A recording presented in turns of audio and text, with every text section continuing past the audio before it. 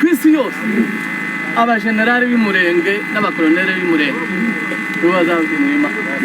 Haleluya, haleluya. Dushimiye Imana kuko twamenye Imana, dushimiye Imana kuko imbaraga zacu ziri mu Mana. Muhaguruke muzine kuko mwamenye Imana. Ngaho nibadushimire Imana ihumure. Amen.